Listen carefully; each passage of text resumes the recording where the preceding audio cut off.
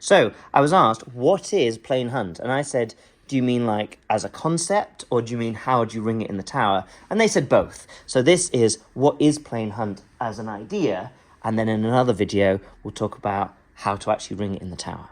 So here I've got 6 bells. They're coloured rather than numbered because that's what I had, and I've written the colours in front so that we can tell when we get back to rounds. So in chord changes, you tell yellow to follow green and white gets out of the way. And then you tell green to follow red and blue gets out of the way. You're telling individual pairs of bells to swap places or swap back. And they're just doing it one at a time, one swap at a time. In plain hunt, everybody who can is going to try and swap at the same time. And on an even number of bells like 6, like we've got here, it follows 2 rules. The first rule being that everyone swaps. So we're going to swap everybody. That's the hand stroke. So I'm doing it obviously one by one, but that's because I can't switch them. Everyone does that in one pull. That was the hand stroke pull. And then on the back stroke, these people stay put. You've got to stay at the front or the back for the backstroke, and the inside pairs swap. So we swap these 2 over for the backstroke. And then everybody swaps at the same time on the hand stroke. And then on the backstroke, just these 2 swap. And then on the hand stroke, everybody swaps at the same time. And then on the backstroke, these swap. Now, if you notice, we've got halfway through because the colours are now in reverse order. Red, blue, green, white, yellow, black. So we've achieved reverse rounds. And if we keep going, hand stroke, everyone swaps. Backstroke, just the internal swap. Hand stroke, everyone swaps. Backstroke, just the internal swap. Hand stroke, everyone swaps. Backstroke, just the internal swap. And now we're back to rounds. Red, blue, green, white, yellow, black.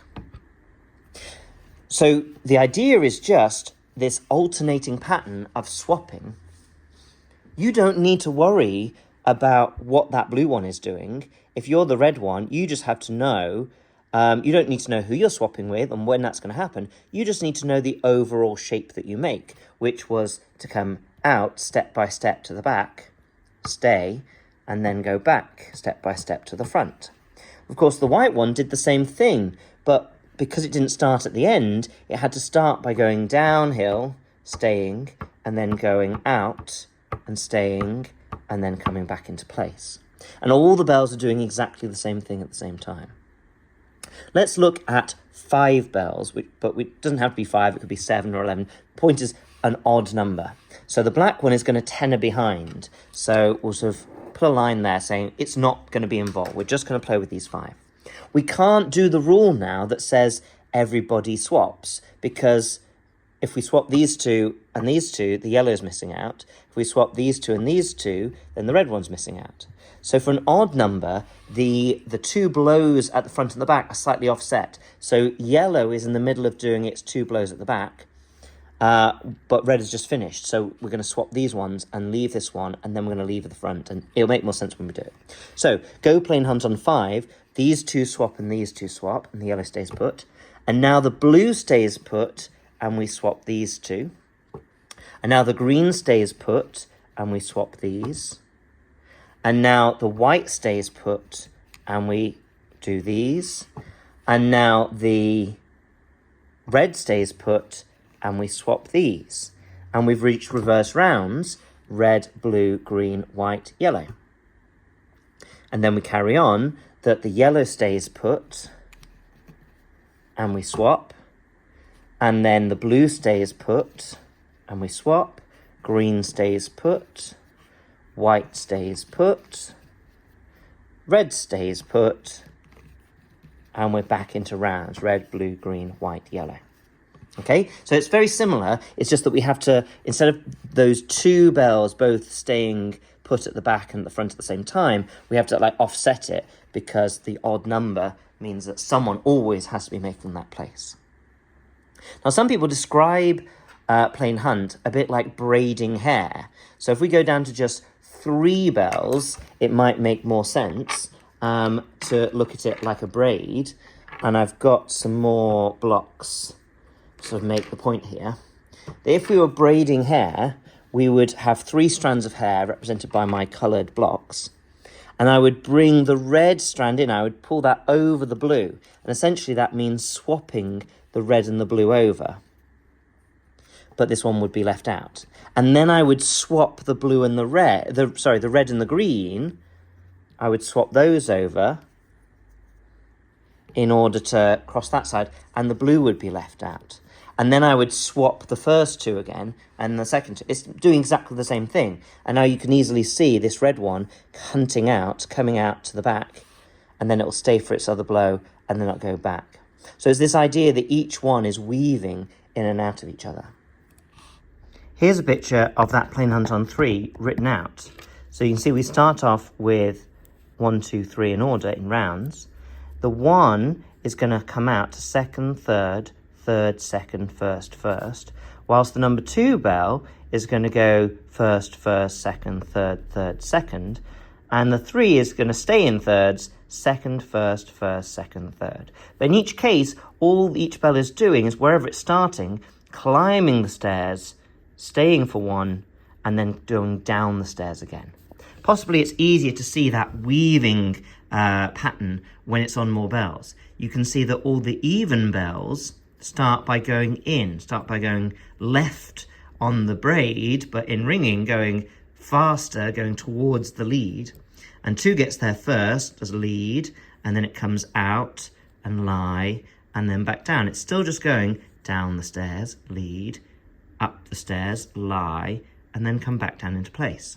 Now, of course, there's no reason why you have to stop there. You could just carry on, but you'd be repeating the same music, but that's okay. You just keep going down and up and down and up. Okay, the 6, down, lead, out, and lie. The odd bells are going to come out, and they're going to come up the stairs, lie, and then down. Same with the 3, same with the 5. And if you look at everyone's just going up and down, and that's what plain hunt is. Now, this only lasts this long. On 6 bells, you get 12 different lines of music out.